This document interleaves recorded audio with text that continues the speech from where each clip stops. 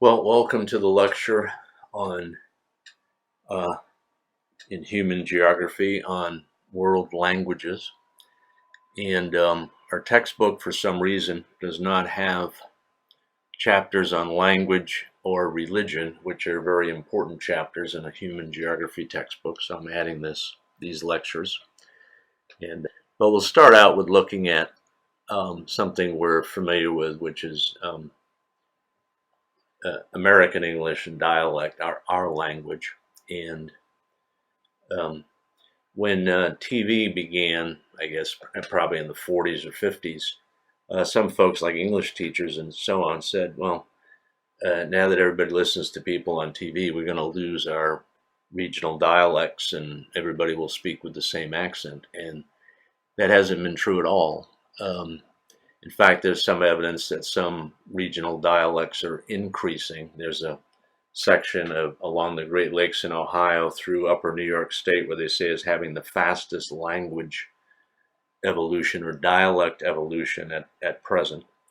And I think it's because we don't learn our language from TV newscasters, and we don't learn our language in school. We learn our language at home. And in fact, you have a slightly different language at home. You use a different tone and different words and so on than you would use in school or in public. So that's basically the language we learn. We learn our languages at home.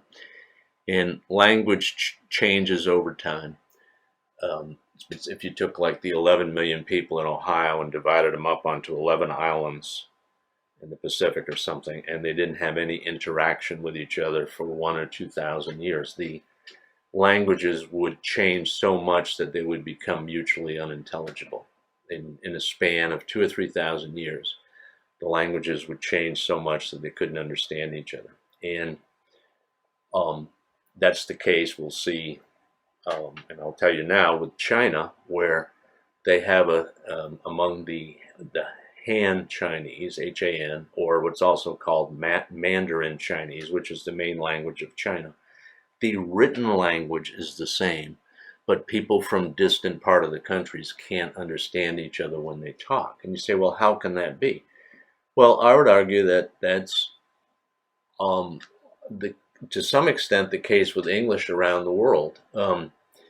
We know that we have these different dialects. So particularly not so much in urban or suburban areas, because in order to get jobs, you move from Atlanta to Chicago, people are going to speak the same language, and you're not going to get the job if people can't understand you. But it's when you go to rural areas, if you can picture some guy from rural Maine who's like been a farmer and lived there all his life, trying to talk with somebody from rural Alabama, they're going to have a hard time communicating, even though they're speaking the same language. And I have a example of that when a number of years ago, I happened to watch a show on PBS or something. It was about what they call the Troubles in Northern Ireland, the strife between the Protestant Northern Ireland and the Irish Catholics in the rest of the nation of Ireland, because Northern Ireland is part of the United Kingdom.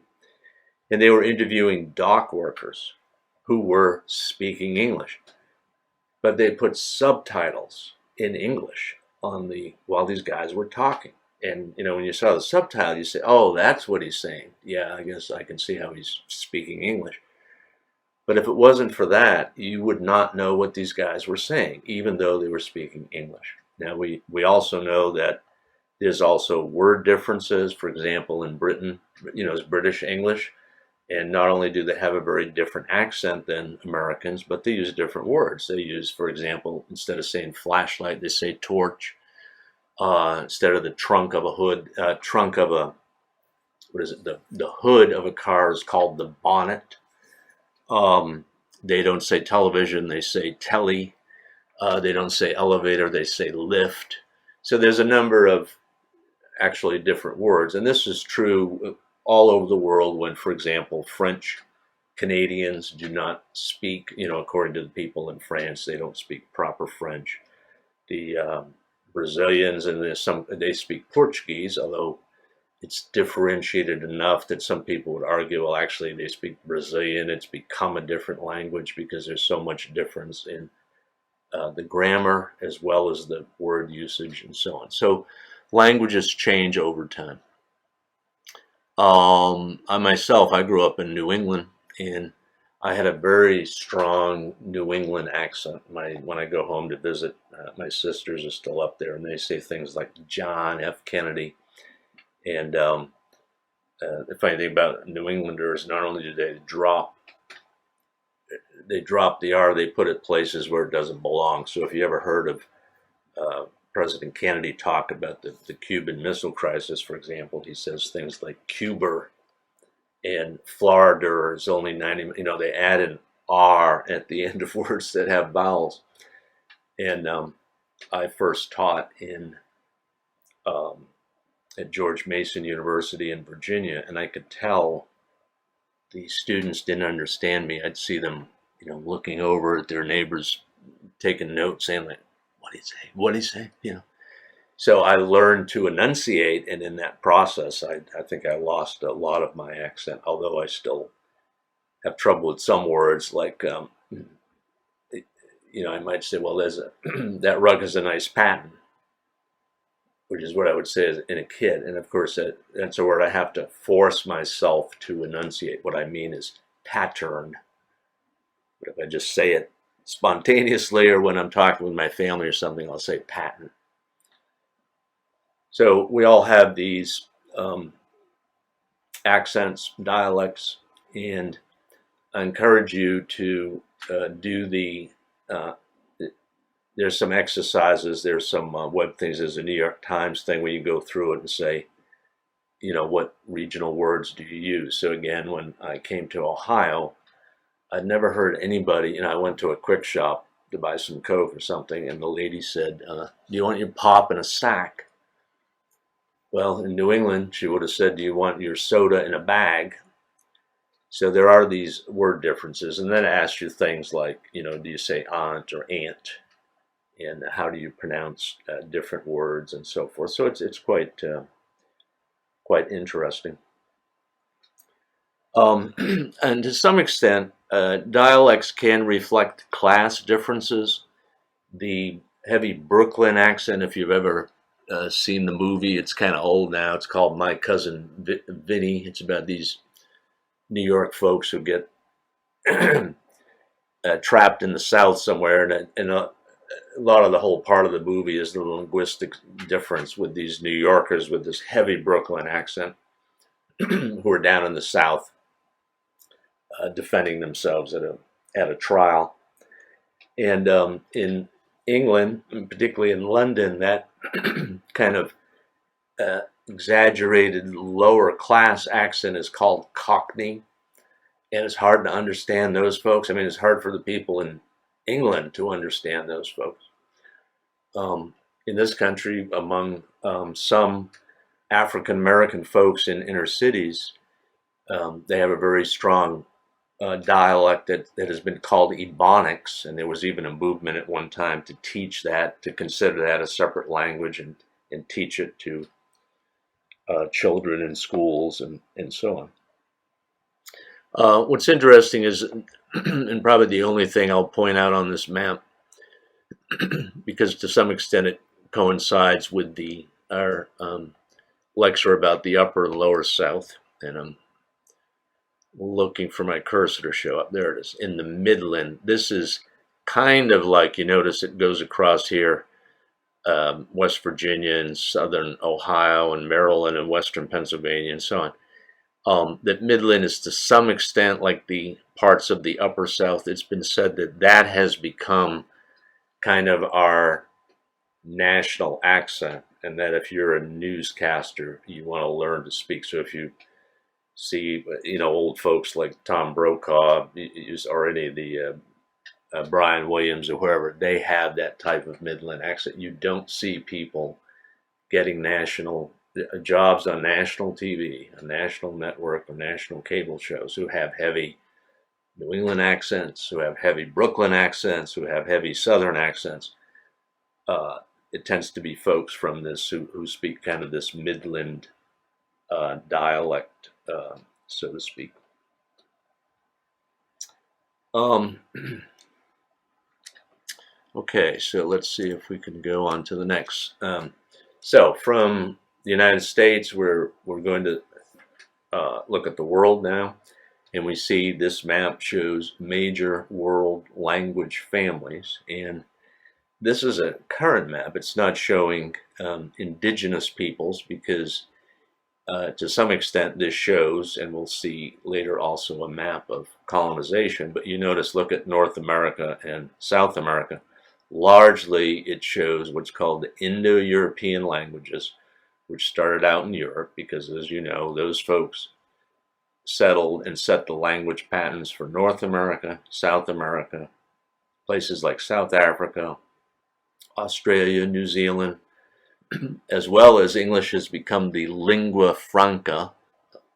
Lingua, Franca, means common language in India, because while the people of India speak many different languages. Now, Hindi is the language of about 40% of the population, but the 60% who don't speak Hindi and speak very different languages, so basically don't want to speak Hindi. So basically English. If you're going to get like a government job in India, become a teacher or professor or something, you've got to speak English. That's become a common language, simply because they don't want one Indian language to kind of rule over all the other ones.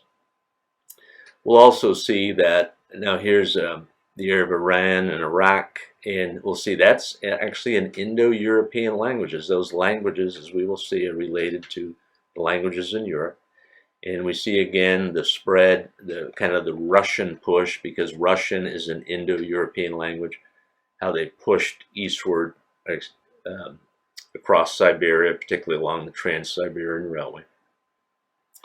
What we don't see in terms of Indo-European languages are the various, I'll call them the Arctic peoples, but the Inuit people used to be called Eskimos, who are up on the fringes of Alaska and far northern Canada, along the fringes of Greenland, and then the various groups like the Laplanders, who are up in Finland and parts of Sweden, the native peoples in northern Siberia. That's not Indo-European. Chinese and Japanese is not Indo-European. Southern India has a section of folks who are not Indo-European language, as well as Southeast Asia, the Indonesians. Central Australia, remember from the population density maps, there's almost no one there, but the folks who are there are the indigenous Aborigines. They don't speak that Indo-European language. And then, of course, Africa, you have the various African languages. And you have the Arabic across the Mideast and North Africa, the various Arabic languages. So we'll see these maps. By the way, here, my cursor will come back.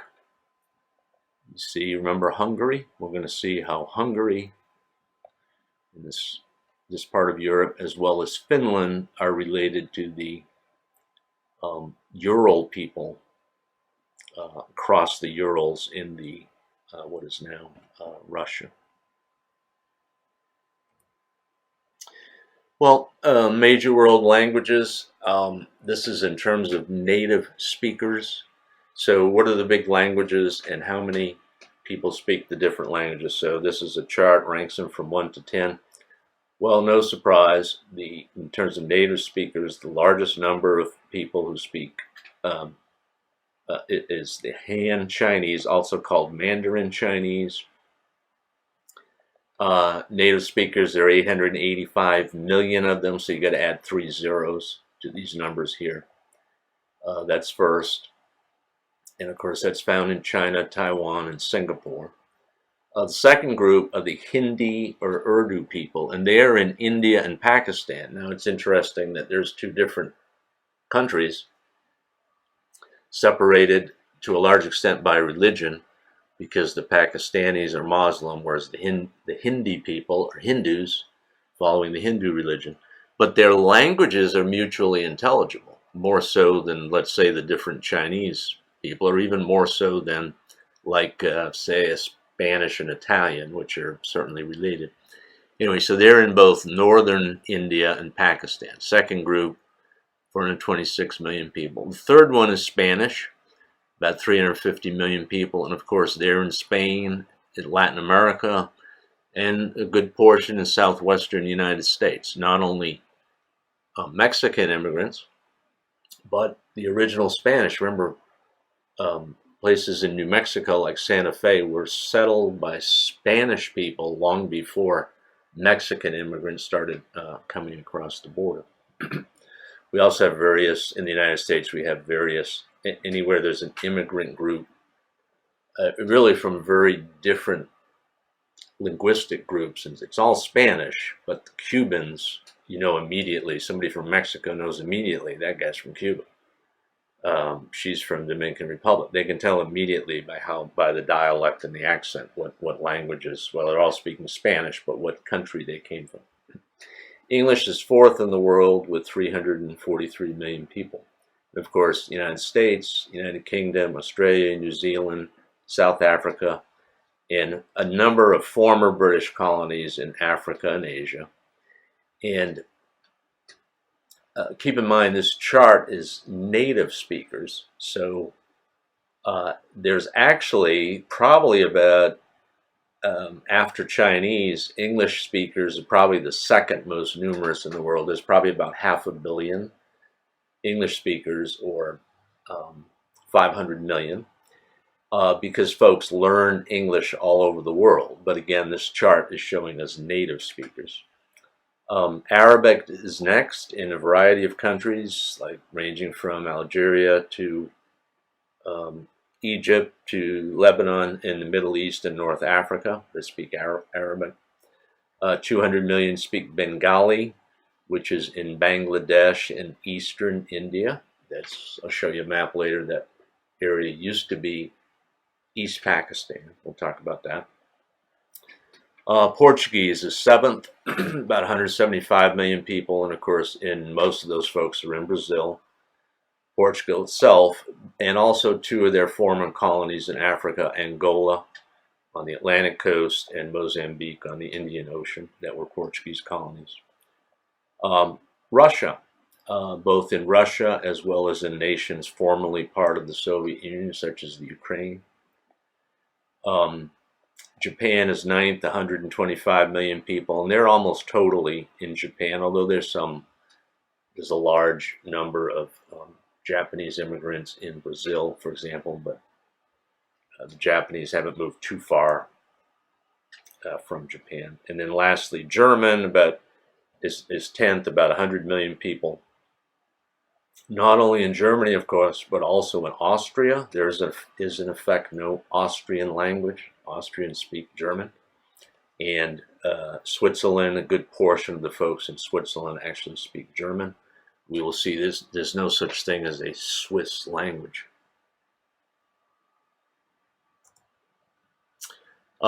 This chart, the legend is in German, but we're narrowing in a little bit more to talk about Europe first. This shows the various groups of the Indo-European, and I guess you could say the Indo kind of relates to India, but the Indo-European languages range from northern India through Iran and Iraq.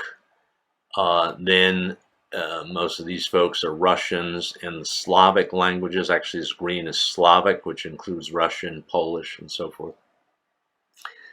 So if we look in Europe, there's like three major groups. The Slavic group that we will see, the Romance languages or Romanic languages, doesn't have anything to do with romance. It's the root comes from the Roman, Latin related. In other words, the languages that Latin disintegrated into. We used to have a single language called Latin. What's interesting is nobody knows exactly how it was pronounced, because nobody still speaks it as a native speaker. I mean, priests learn it and so on, but nobody really knows how it was pronounced. But anyway, those languages broke up and became Portuguese, Spanish, French, Italian, and Romanian. Folks forget about Romanian sometimes, even though it's the most obvious one because it's got the root of Roman in it. And the third group are the Germanic languages, including English. And it is true that English, for example, has a lot of French words in it, but our grammatical structure is Germanic. Whereas we imported a lot of, in fact, we were invaded. England was invaded by the Normans in 1066. The Normans were a group of, actually they're originally Vikings who became French, then took over England. So they took over as the upper class. So this is why we have a lot of dual words for things. The folks, the high class nobles out at the dining room at the, in the banquet hall would say, bring in the mutton, which is the French word, and then they'd yell into the kitchen to the Anglo-Saxons, hey, they want the lamb. So a lot of times we have another one is venison and deer.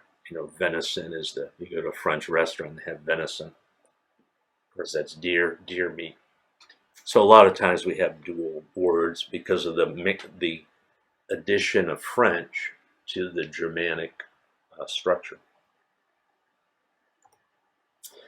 Here's another way of looking at it. This is the Indo-European language family tree. And as we go around the branches here, we won't look at them all, but we have the Celtic, sometimes also called Celtic with a K, and pronounced with a K, Celtic, but Celtics. Those are the Scottish people, who, by the way, had a referendum recently they voted, what was it, about 55 to 45 not to break away from Britain. The Welsh, the Irish, the Romance language I mentioned, French, Italian, Spanish, Portuguese, Romanian. The Germanic group, which includes not only the Germans, but the Flemish that we'll see are in the Dutch of the and the Dutch, the Flemish in Belgium, and the Dutch in the Netherlands. Those are Germanic languages. The Slavonic or Slavic languages like Russian, Polish, Ukrainian, Czech. The Iranian group, the Indian group or Indic group, and what else do we have here? The Greeks. And linguists try to trace back the what they jokingly call, I think sometimes, the language. They try to figure out, tracing words backwards, what was the original language, like the language of Adam and Eve, but the first folks who came out of Africa, what language did they speak? I don't think they'll ever be able to find it, but they do have clues. For example, if language, how do they know that Indo-European languages are related? Well, they look at words, and particularly common words like mother, father, house, whatever, bear, and you see that, for example, madre is mother in Spanish and Italian, and I'm not going to claim how to be able to pronounce all of these, but you see obvious connections. In Bulgarian, the word for mother is mama, matka in Polish, mother in Dutch. And as far away as Sri Lanka, which is the island off the southern tip of India, used to be called Ceylon, it's now called Sri Lanka. The words are related. Also, Madar, which is in Farsi.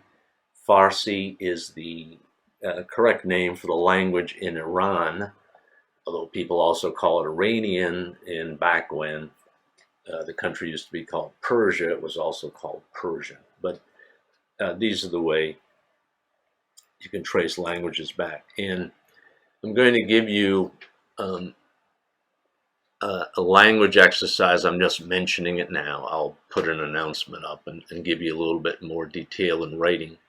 And I know a few of you have already gone to this exercise, those of you who are kind of ahead in the readings, and that's fine.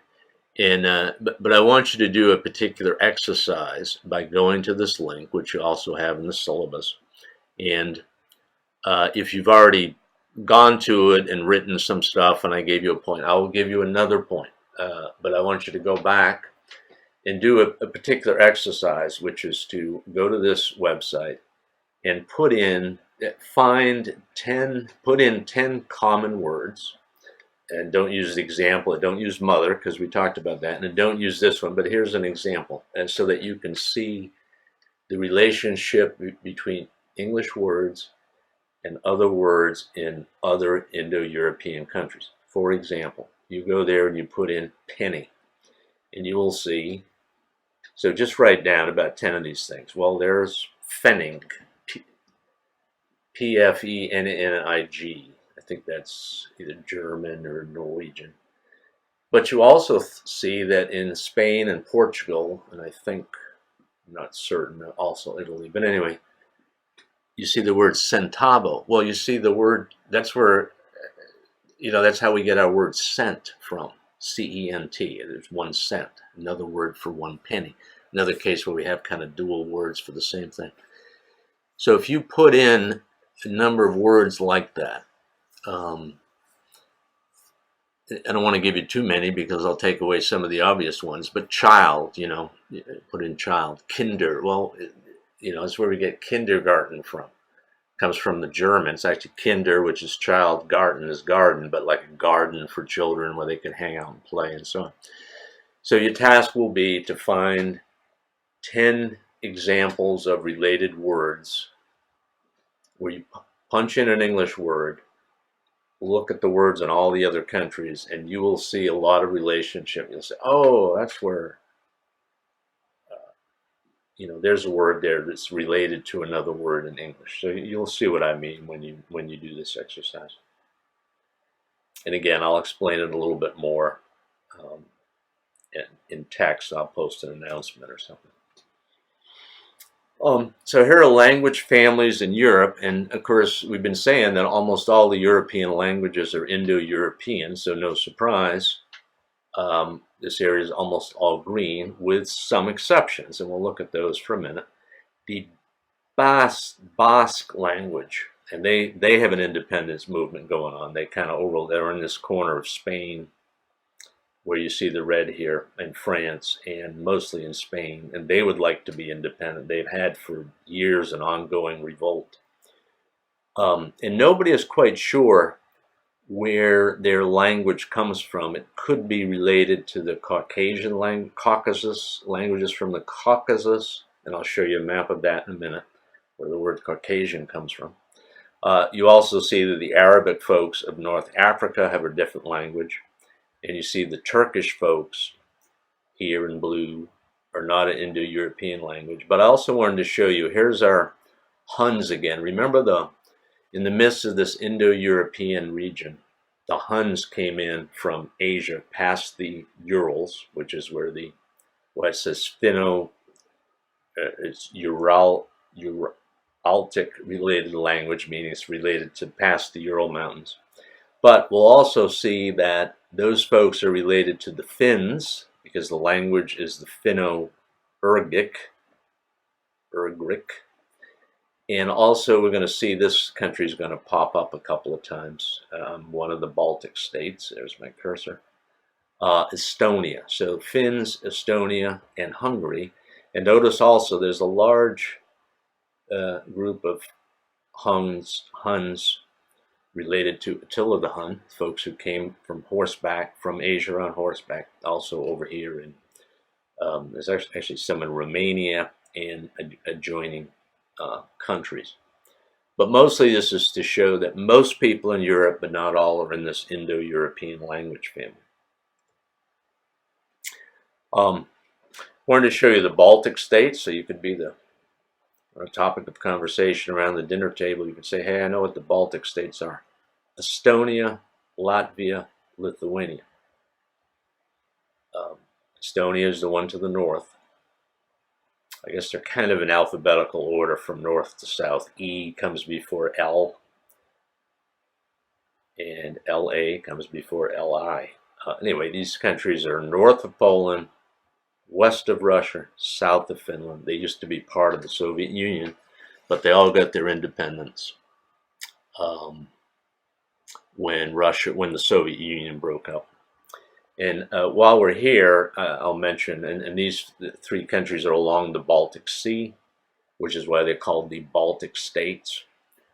Um, so the Scandinavian countries are actually Norway, Sweden, and Denmark because they're linguistically related, and technically Finland because their culture and language is more related to those Uralic people who are related to the Huns. They're technically not Scandinavians. They weren't Vikings, let's put it that way. Whereas the Norwegians, Swedes, and Danes were descendants from the Vikings, the Finns were descended, and the Estonians were descended from these folks who came from Asia on horseback beyond the Ural Mountains. The Indo-European subfamilies, so Indo-European is the big tree. Branches of the tree are the Germanic languages, which is shown in red. So that's the everything from Iceland and Irish, of course, most of Ireland these days speaks English. Norway, Sweden, Denmark, Germany, Austria. I mentioned before how Austria really is the same. It is not an Austrian language. Notice how, and here's the Netherlands, and Dutch is related to German. In fact, you've heard of the Pennsylvania Dutch. That's a linguistic corruption, so to speak, or a misunderstanding.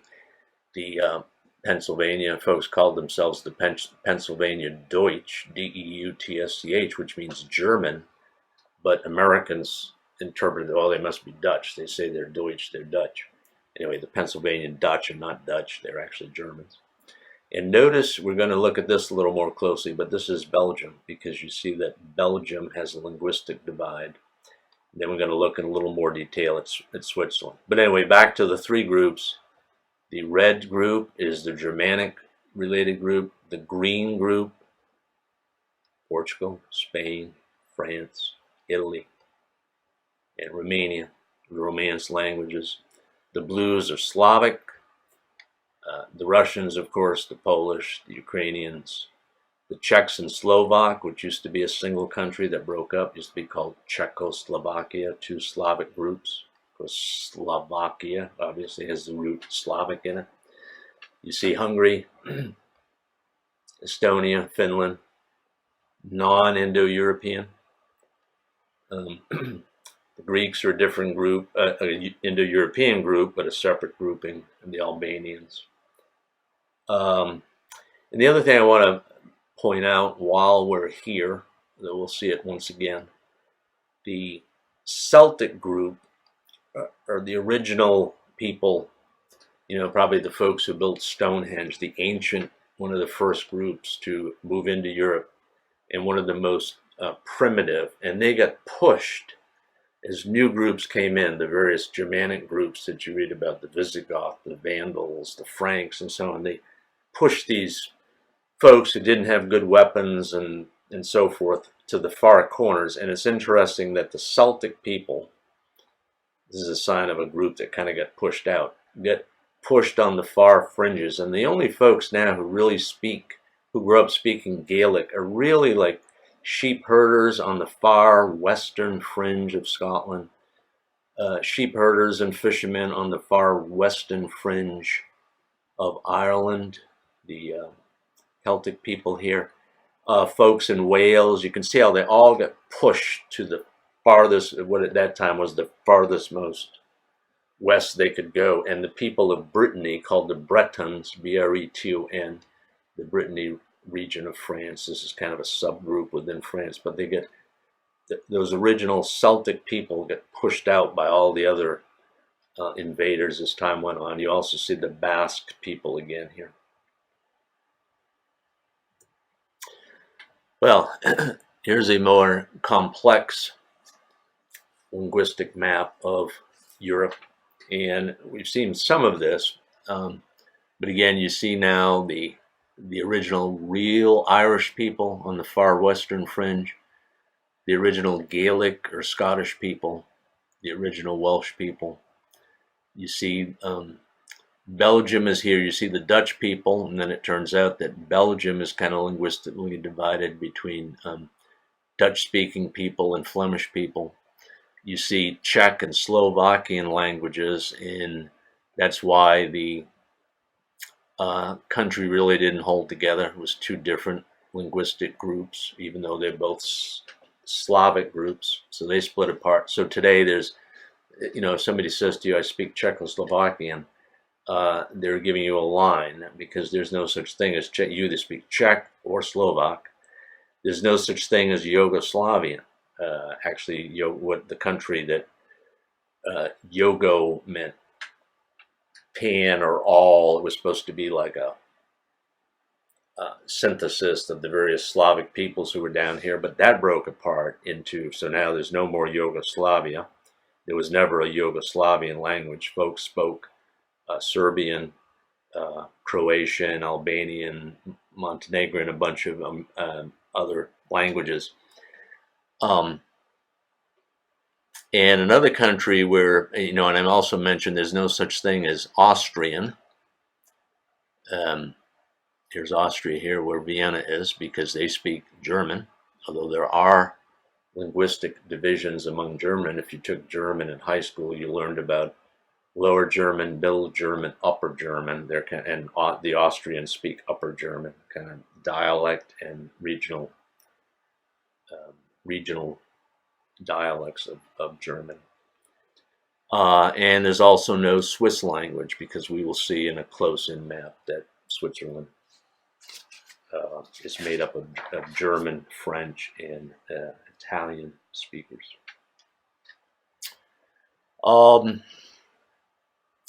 Just want to make sure I've shown you everything I wanted to show you on this map. We're going to see where my cursor is. We're going to be looking at this Caucasus region in more detail, because it's one of the most linguistically complex regions of the world. And of course, with language comes culture. So when we talk about different languages, to some extent, we're talking about different cultures as well. Okay, here's a zoom in on Switzerland, just to show what I've been mentioning. Of course, the interesting thing is the Swiss people are famous for being running very fine hotels and being international bankers. Well, actually, most people in Switzerland speak several languages. And in addition to German, which most folks in Switzerland speak, although again, everybody, pretty much, if you grow up in Switzerland, you spend a lot of time in school learning languages from the first grade, and you will learn German, French, and Italian, and English along the way, which is why they're very good hotel keepers and international bankers. I mean, if you're a tourist, you can pretty much go anywhere in Switzerland and find folks who speak English. And there's even another group, this group in purple here, a Romanish, which is a group related to the folks in another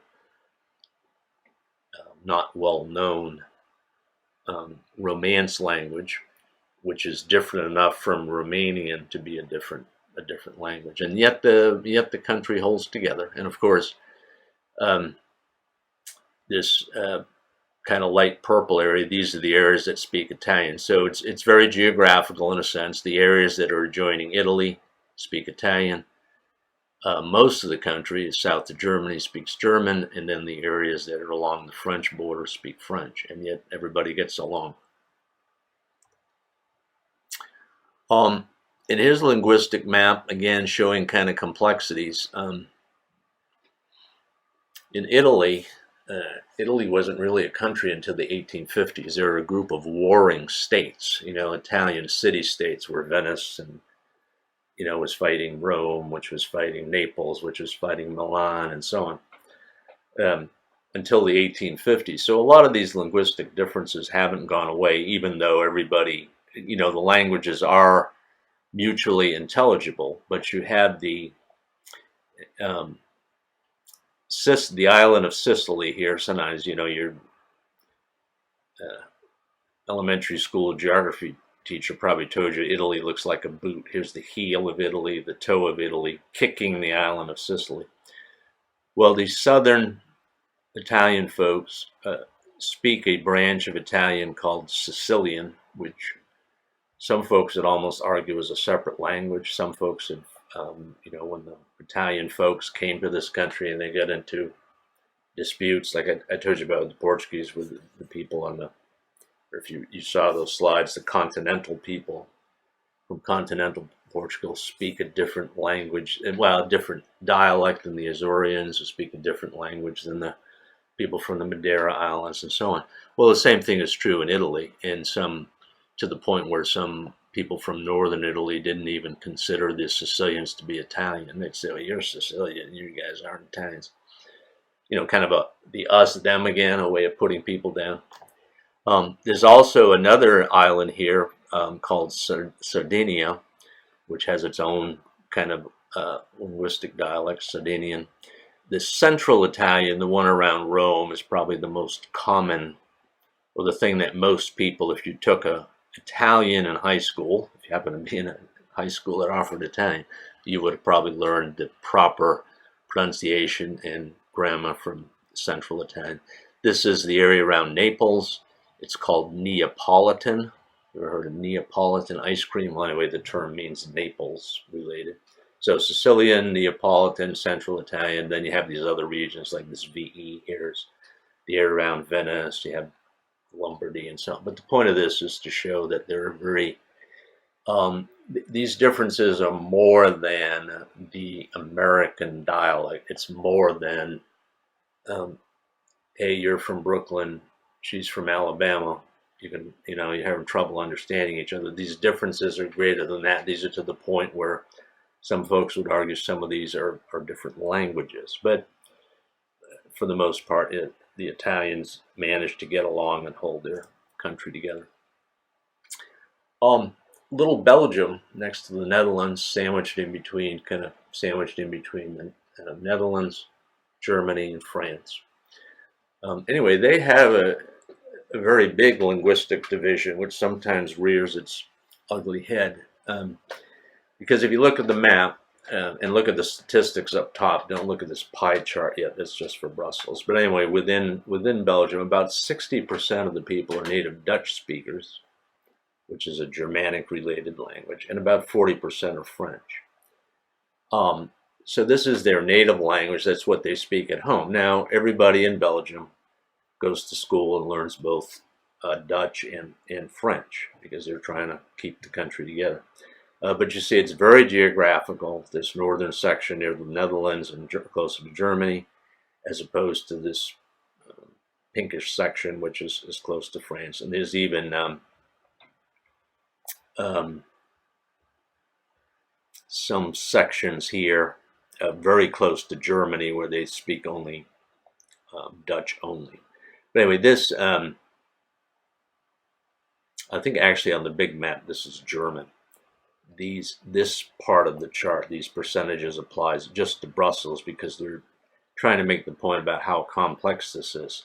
So you have Brussels is not only the national capital, but it also happens to be the European capital where a lot of the headquarters of the common market, or what's now called the EU, the European Union, is headquartered.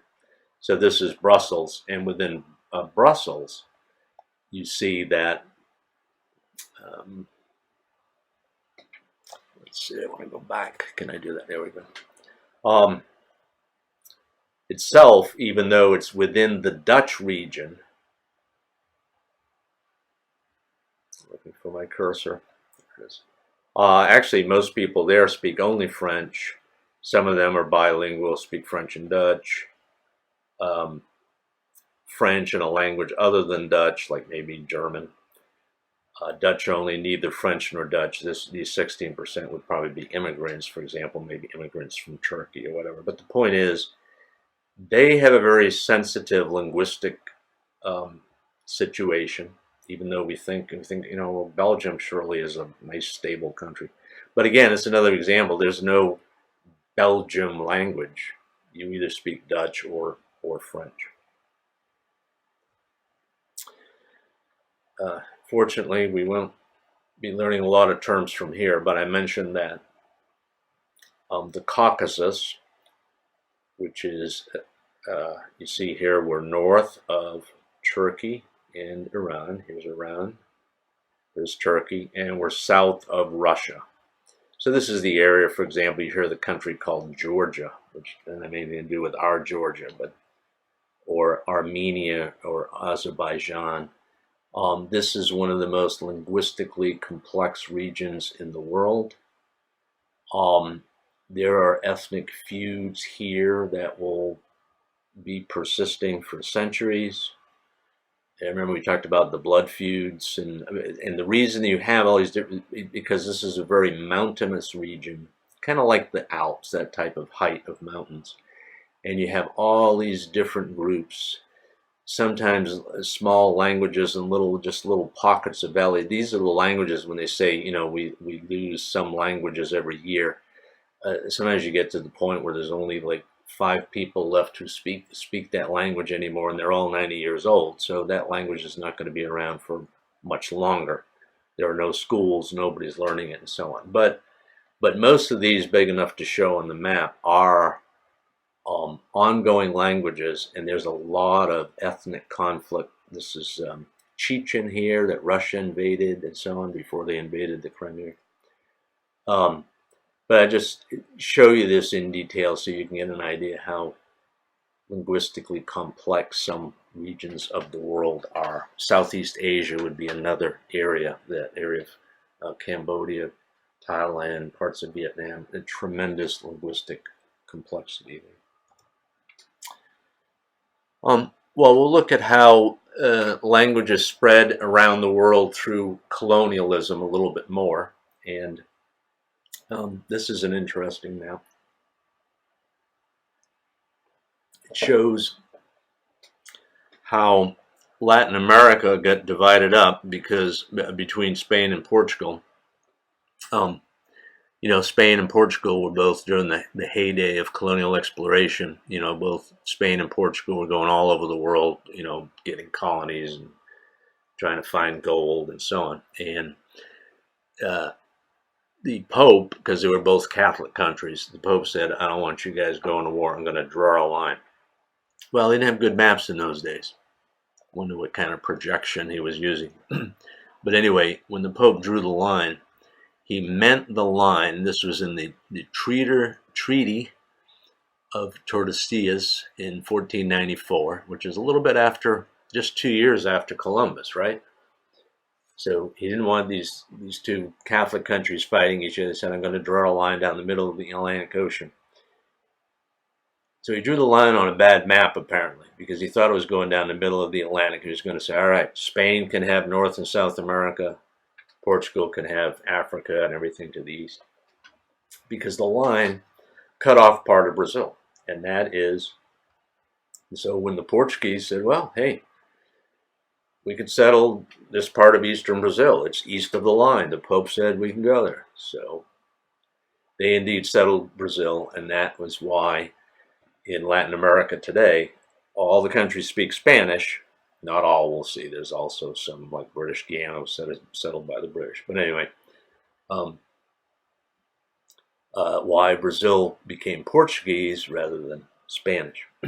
Meanwhile, while we're here are the islands we talked. If you saw the Portuguese lecture where the folks in Massachusetts came from, the Azores and Madeira Islands.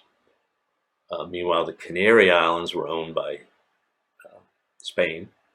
And these were parts of Africa. This became Angola, Portuguese colony, where Portuguese is spoken today, even though it's independent now. Mozambique was Portuguese colony. They had colonies in India. This particular one was Goa. Southeast Asia and Macau, Timor in Indonesia. Excuse me. And Macau, by the way, used to be a Portuguese colony. It's now part of China, kind of taken over like Hong Kong did. But it's the big gambling center. It's the biggest gambling center in the world. It's a bigger operation than Las Vegas, and they cater to Chinese coming out of mainland China onto the island of Macau to gamble. And just like the Portuguese kind of snuck into what should have been the Spanish area here, the Spanish got back at them because they came and took over the Philippines. Actually, for a while, the Philippines was also an American colony for a while until we took it over after the Spanish-American War in 1898. The same war when we took over for a while, we took over Cuba and so on. Excuse me.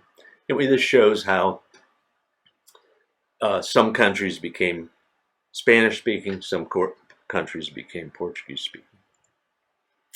And if we look at this in more detail in the languages of South America, we see it a little bit more clearly in nice colors. All these countries, Venezuela, Colombia, Ecuador, Peru, Chile, Argentina, Uruguay, became Spanish-speaking. Brazil became Portuguese-speaking. These two landlocked countries, Bolivia and Paraguay, actually have as many native Indian speakers, for example, the Guarani Indians in Paraguay. So it's really kind of a mixed Spanish and native Indian languages that they speak. And we'll take a look at these three here, the interesting situation of these three Guianas here in just a second. And again, although they speak Spanish, a native, if you're from Peru, you can tell immediately you're talking to somebody, you're traveling to Europe and you run into this other Spanish woman and you say immediately, oh, you're Venezuela. Oh, you're Costa Rican. Oh, you're Mexican. They can tell immediately from the language, even though they're all speaking Spanish. The Guianas are an interesting situation about language and colonialism. Okay, so the Pope said Spain and Portugal, because Howard drew the line, the Portuguese got into Brazil and the Spanish got everywhere else. There were two big rivers, and in fact, the word Guyana means land between the rivers. Well, what were the rivers? The rivers were the Orinoco River, which is about on this boundary here. In fact, there it says Delta. This is a huge river, runs through Venezuela, and it's about where the white and the blue meet. So the Orinoco River. And then, of course, here we have the Amazon in Brazil, and you see the delta. This is where the Amazon comes out here. So the Portuguese were in Brazil, the Spanish were in Venezuela and Colombia, and basically they didn't trust each other. And they kind of said, if you guys move into the Guianas here in between these rivers, we'll start a war or whatever. So the Portuguese wouldn't let the Spanish in. The Spanish wouldn't let the Portuguese in. Meanwhile, nobody was watching the chicken coop. So the other European countries said, hey, this is our chance to go grab colonies in Latin America because, the Spanish haven't let the Portuguese in there and the Portuguese haven't let the Spanish in there. So for a while we had we still have the three Guianas, although it's not their official name anymore, but we had British Guiana, Dutch Guiana, French Guiana. Meanwhile, and we also had what's called Spanish Guiana, which is actually part of Venezuela. It's the province of Bolivar in Amazonas in Venezuela. And Amapá, which was Portuguese Guiana, land between the rivers, the Orinoco and the Amazon, which is part of Brazil. Anyway, so we have British Guiana, where the language now is English. It's an independent country now called Guyana. Suriname, which is now an independent country, which was Dutch, and they speak Dutch there, Dutch Guiana, and French Guiana, which is actually still a province of France. One way you may have heard of French Guiana was the infamous Devil's Island prison was located here. But again, it's interesting that there was kind of a buffer zone here. So we had the three Guianas develop as a buffer zone between the Spanish in Venezuela and the Portuguese in Brazil. So now you know where three other countries are located. Guyana, Suriname, which is the independent name of the former Dutch Guiana, and French Guiana, still called French Guiana. And while we're talking about these, it's worthwhile looking at other kind of linguistic diversity in the Caribbean. So what we have, here's Florida up here, here's Cuba, here's South America. By the way, while most of these countries were Spanish, all the ones in red, we did have some linguistic diversity in that we had French islands in Haiti and this string of islands here, places like Martinique and Guadeloupe and so on. And we had British possessions, as in Jamaica, where people speak English, Jamaica, the Bahamas, which is these chain of islands off of Florida. And we even had, I'll show you a little bit more detail, we even had the Netherlands had some island colonies here as well as Denmark, the Danish Virgin Islands, which is off the coast of Puerto Rico. There were Spanish Virgin Islands, British Virgin Islands, and Danish Virgin Islands. You'll see that in a minute. So here's another look at these various islands. You have a lot of linguistic diversity in the Caribbean. Of course, you have Spanish on the mainland, Venezuela, except for Guyana, which is British. British also were in Tobago and Barbados. Barbados, by the way, is where the singer Rihanna was born. But I just thought it was interesting to show you here the term the ABC Islands. There were 3 Dutch islands. These are tourist resorts now. You hear them, people go there on cruise ships. But anyway, they're off the coast of Venezuela, but they're run by the Netherlands, the Dutch. And it's called Aruba, Bonaire, and Curacao. So thus they're called colloquially the ABC Islands, because you have A, B, C. So you have another 3 little areas of the world you could learn about. We have the 3 Baltic states, the ABC Islands, and the 3 Guianas to learn about. We looked at Latin America, Africa. It's complex. You know, all the European countries were trying to grab colonies. And the 2 biggest players were Britain and France. And it was almost like this is, and in fact, you can see this is how Africa was divided up in the late 1800s, 1914. Railroads were the big thing then. Of course, we had railroads in the Civil War, which is 1865. But it was almost like the French, you know, French and Britain were great world rivals, and each was afraid of, you know, they were always trying to, almost like playing chess. The British were trying to get a string of colonies north-south. They controlled Egypt and they controlled South Africa. So they were trying to get a string of colonies to go north-south so they could build a railroad. And they believed, well, if we can get a railroad, we'll control all of Africa. And the French, meanwhile, were focused in West Africa. That's the green area. But they also had French Somalia, and they had, was then Madagascar, which later became the Malagasy Republic. Actually, they've gone back to the name Madagascar. But anyway, they were trying to go east-west. So I say it was like they were trying to play tic-tac-toe. The French were trying to control Africa east-west. The British were trying to control it north-south.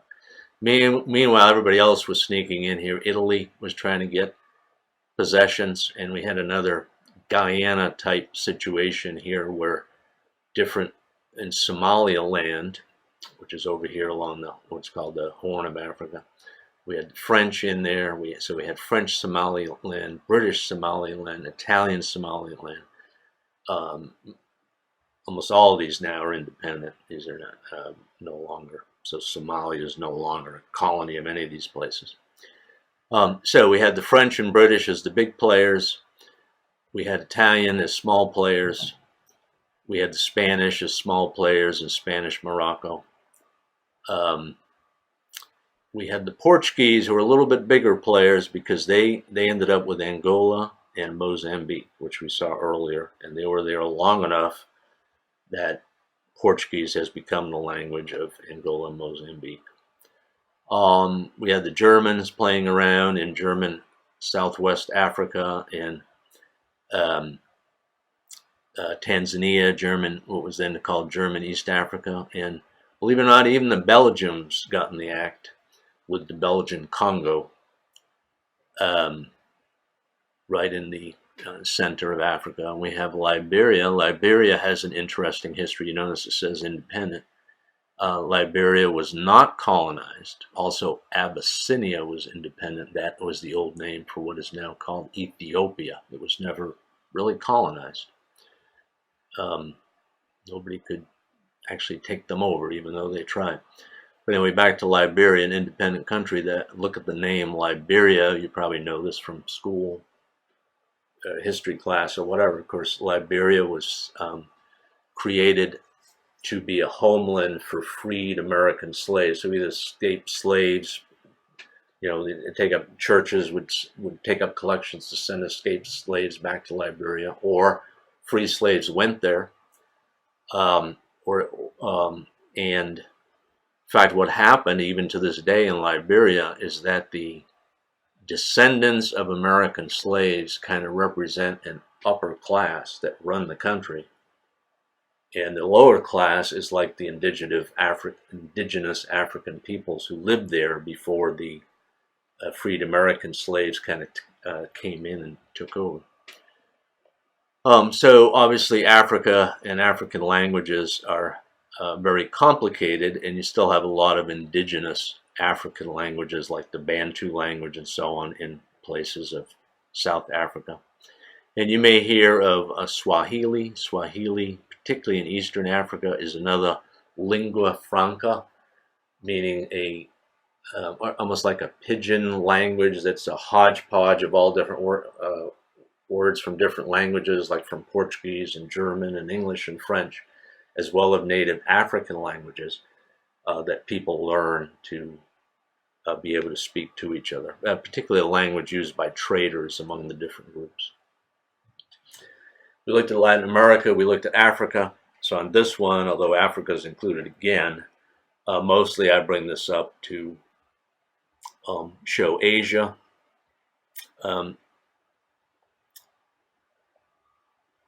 Because we had another player in the picture here, which was the Dutch. They didn't get into Africa very much, but they did take over Indonesia. In fact, you ever cruise on Holland America Cruise Line, since it's owned by the Dutch, all the cabin boys and waiters and so on, maids and everybody are all Indonesian folks. And there's a huge number of Indonesian folks who have migrated to the Netherlands because they can speak the language. So we see British colonies again in New Zealand and Australia. By the way, if you're wondering, I never heard anybody from New Zealand. If you know the singer Lorde, Lorde, she is from New Zealand. India and East and West Pakistan, we'll see in a second, were of course British colonies. We see Belgium and the Belgian Congo. We see Russian. To some extent, some could make a case that Russia, particularly the Soviet Union, was like a colonial empire because they didn't go overseas to Africa and South America to get colonies, but pretty much they expanded eastward and took over these various Turkish and Siberian and even Arabic groups along the way.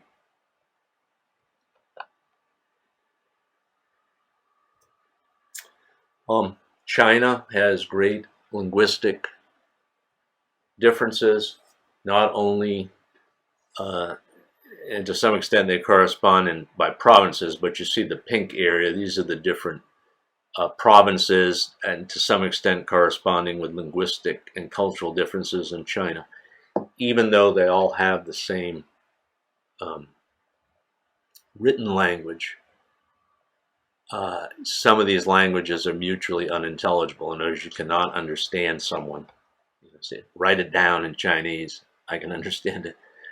Now, in addition to those Chinese languages, though, mutually unintelligible or not, you then have some very different languages reflecting the different ethnic groups in China, such as these in the Mongolian-related peoples here in blue, The Tibet people, which are a totally separate ethnic group, don't speak Tibet at all. The Dalai Lama and so on. You have an area of people that's uninhabited here.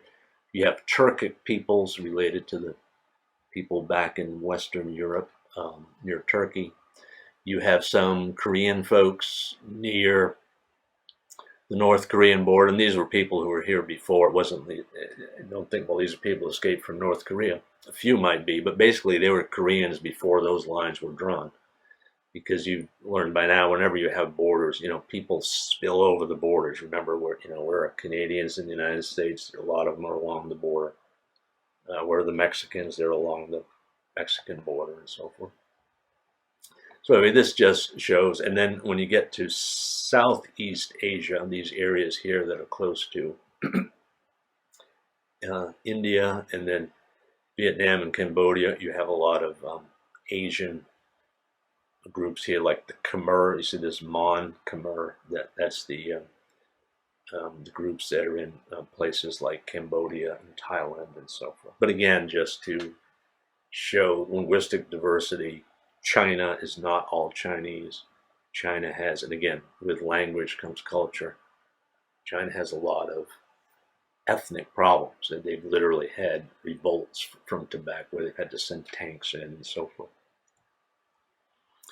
South Asia, similarly complex. While the largest group, you see here this kind of checkerboard pattern.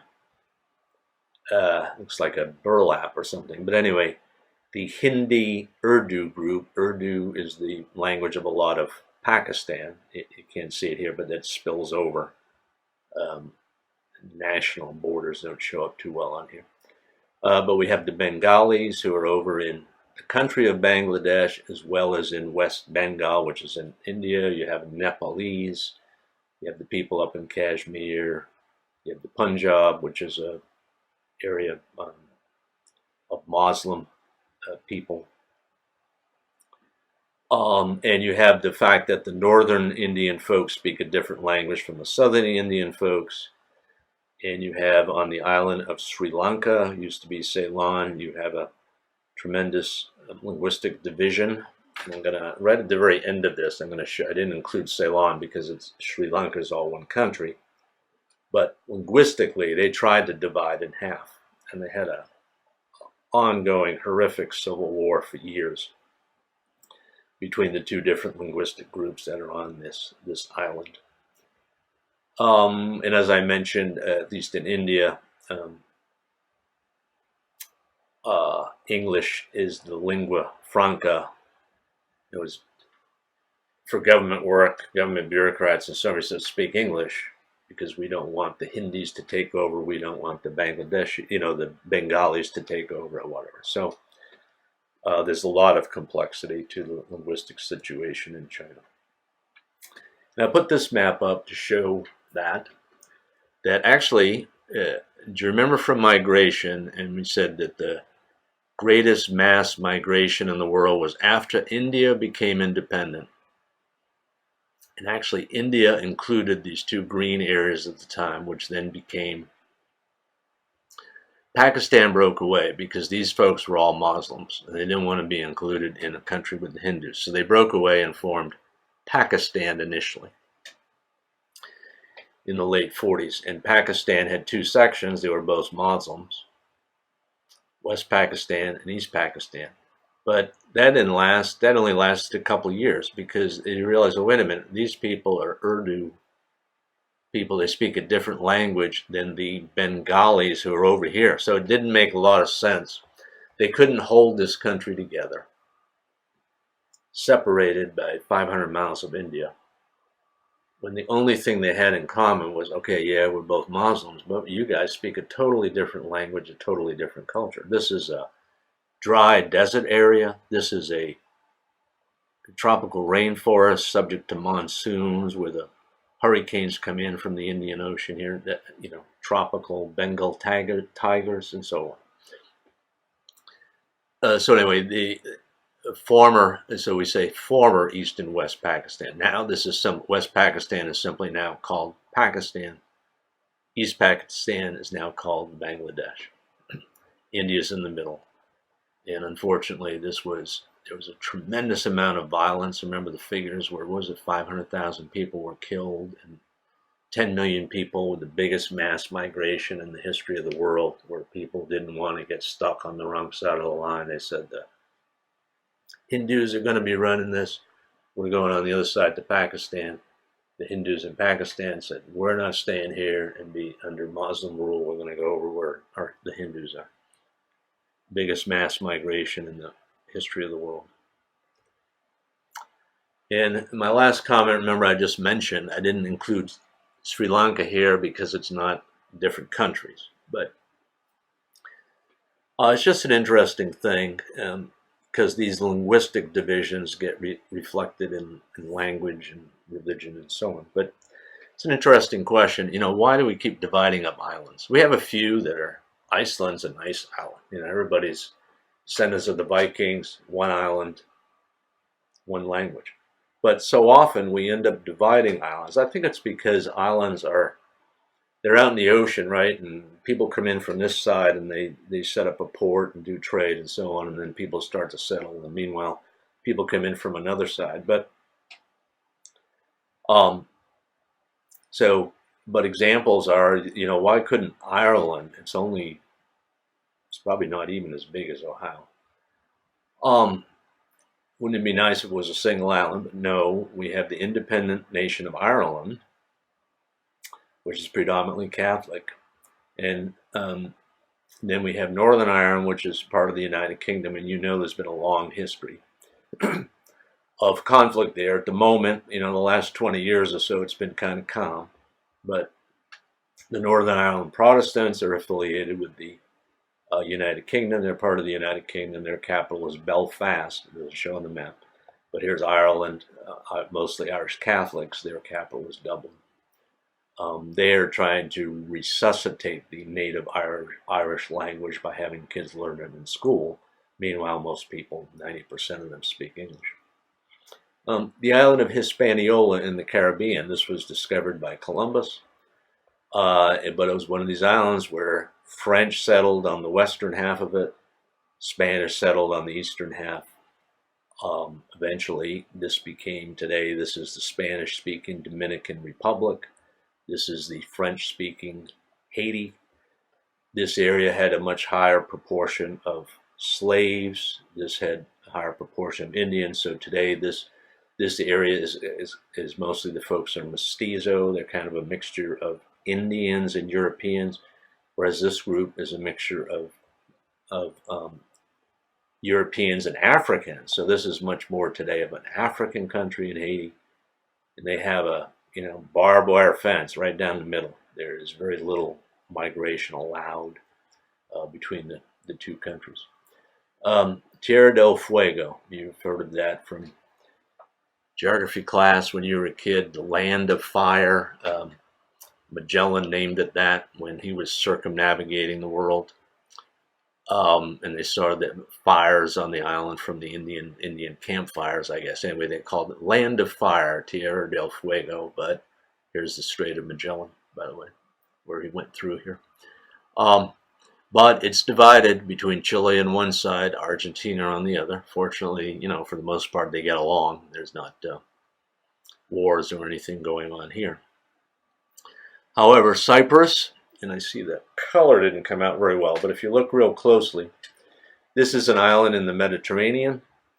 It was supposedly an independent country. For centuries, it had Greek settlers on this side, Turkish settlers on that side. The island is just south of Turkey, also near Greece in the Mediterranean. So, of course, you've got Turks on one side, Greece on the other. It became an independent country, but then Turkey came in with warships and said, you're not treating our Turkish people right. So in effect, while it's technically still an independent country, in effect, this side of the island is self-governing under Turkish protection, whereas Cyprus has become kind of a Greek-affiliated island. So again, we have small island divided between Greeks on one half of it and Turks on the other. The island of New Guinea. This western half is a part of Indonesia. Papua and West Irian Java, part of Indonesia. The eastern half is an independent country, Papua New Guinea. This is, by the way, this island is located just north of Australia. And another island north of Australia is this big island of Borneo, again divided up. Part of it belongs to Indonesia. This part, the northern part, is in Malaysia. So for some reason, we love to keep dividing up islands, and these create linguistic differences, and in some cases, religious differences. That's, in Ireland and Northern Ireland, they all speak English, but they don't get along religion-wise. In Cyprus, you get a linguistic, between the Greeks and Turks, you have both a linguistic and a religious difference. So, kind of, it's like it's never going to work. Maybe it will eventually. So, okay, so that about ends our talk today on language and the importance of language groups and language and linguistic divisions around the world.